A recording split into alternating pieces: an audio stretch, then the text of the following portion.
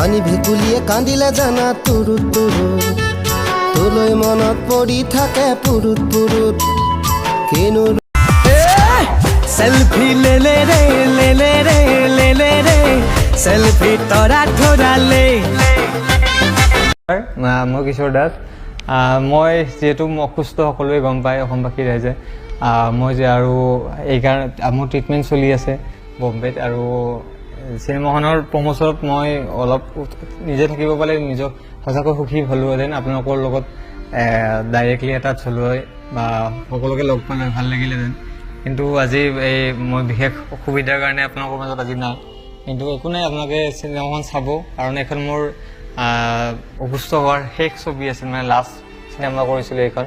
আৰু চিনেমাখনৰ বহুতখিনি মমেণ্ট মোৰ এতিয়াও মনত আছে বহুত ভাল লাগে কাৰণ চিনেমাখন যেতিয়া আমি কৰিছিলোঁ মাজতে লকডাউন দুবাৰ পালোঁ আমি সেই লকডাউনত মানে এনেকুৱা কিছুমান পৰিস্থিতি হৈছে মোৰ কাপোৰ চাপোৰ কণ্টিনিউটিৰ কাৰণে বহুত মানে প্ৰব্লেম পাইছিলোঁ কিন্তু কাৰণ ঘৰত মানে লকডাউনৰ সময়ত ক'ত কাপোৰ ক'ত গৈছে ঠিকনা নাই ইভেন মই নিজকে বডি মেইনটেইন কৰাৰ কাৰণে ছেইম লুকছ ৰখাৰ কাৰণে বহুত মেইনটেইন কৰিছিলোঁ ডাইৰেক্টৰ সমীৰদাক মই বহুতবাৰ কৈছিলোঁ যে কি হ'ব মই শকত হৈ গ'লে দিগদাৰ হ'ব তাৰপিছত মই বহুত মেইনটেইন কৰিলোঁ নিজকে আকৌ য'ত মই দাঢ়ি চুলি কাটিছিলোঁ আকৌ ছেইম লকডাউনৰ পিছত আকৌ তাত গৈ আকৌ ছেইম লুকছৰ কাৰণে আকৌ গৈছোঁ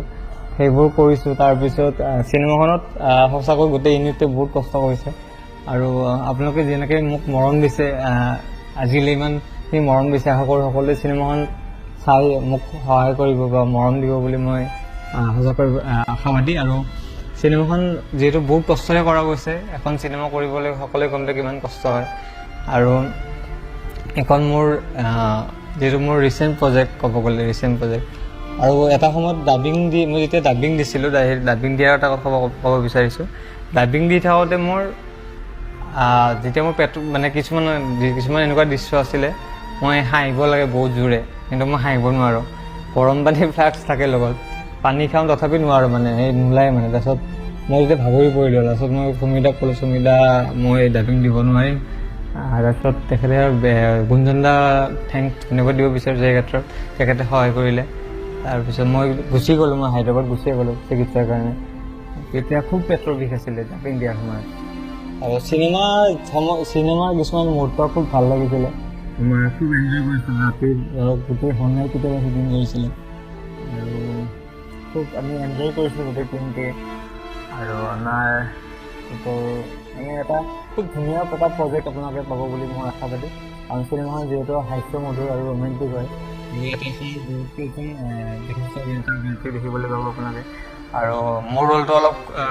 জমনি আৰু এনেকুৱা ইউনিক ৰোল মই আগতে কৰা নাছিলোঁ আৰু খুব নিজকে হেপ্পী আৰু এনেকুৱা এটা কেৰেক্টাৰ কৰি মই আৰু আশা কৰোঁ সকলোৱে ভাল পাব কাৰণ ছবিখন খুব এণ্টাৰটেইনমেণ্ট আৰু আপোনালোকে ইমান দিনে মোক যিধৰণে মৰম দিছে আশীৰ্বাদ কৰিছে ঠিক তেনেদৰে মই ভাবুক চিনেমাখন চালে মই আৰু বহুত বেছি সুখী হ'ম ধন্যবাদ